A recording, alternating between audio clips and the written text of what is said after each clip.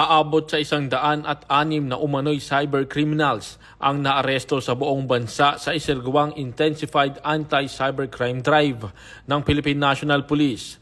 Ayon kay Acting Chief Police Lieutenant General Jose Melencio Corpus Nartates Jr., nahuli ang mga sospek sa pamamagitan ng sting operation, warrant service at rescue operation. Kabilang dito ang mga kaso ng digital fraud at online sexual exploitation. Kasabay nito, nailigtas ang 18 biktima at 15 batang sangkot sa krimen. Inihayag rin ng PNP Anti-Cybercrime Group na nakapagsampa sila ng 188 kaso ngayong Nobyembre at nagsagawa ng 77 cyber warrants. Pinayuhan ni Acting Chief PNP Police Lieutenant General Jose Melencio Nartates Jr.